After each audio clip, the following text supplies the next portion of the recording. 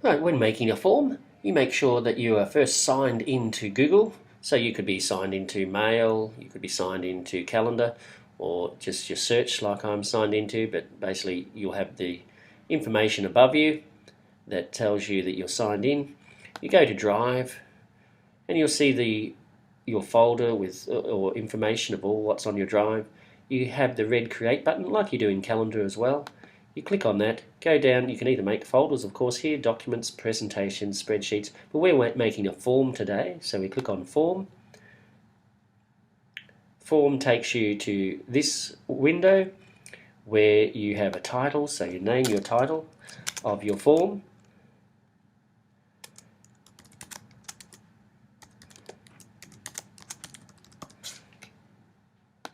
And then you can give information.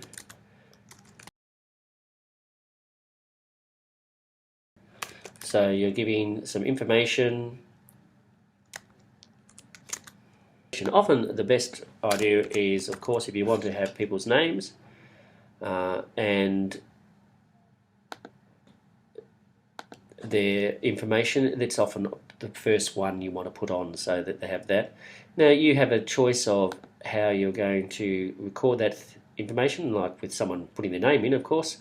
You would have just a small text box that they can fill in, and you make it a required question. You can see you have question 2, you can edit or class, and a text box there, and so you have the name and the class straight away for someone filling out the survey. If you want to add a question, you hit up the top there, add question. Now you can select what type of question you are using. You could have a multiple choice, check boxes, scale, or grid. Where people are putting information, so you might have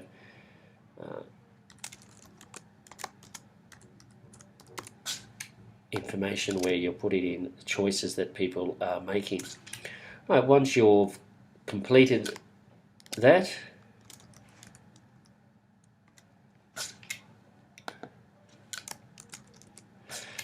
you click completed. You then have your form. So for example, this is just a quick example. You might have a number of questions. Now you have the option of moving your information around. If you do delete something, it often, if you've already saved the form, it will then be, you'll need to delete it on the spreadsheet, which we'll show you later. So we click save and our form is saved, and then it'll continue to update as we work on it. Right, you have the options then of sending your form through an email or other options, but you might not like your form to look plain, so you have themes as well. So with the theme, you can click on themes, and Google has about 97 themes at the moment that you can do. So you can select next, look at the next 20, and select one of the themes. So you might like a little picnic holiday, and so then you can see that the form looks now like this. So it's a lot more presentable. So with your forms, you apply the theme and you go back to the original document where you can work on. Right, you can then go to your spreadsheet where you would see the results, and this is where your results would be. So if anyone filled in the answers, straight away that information would be there. You can see the live form by going here.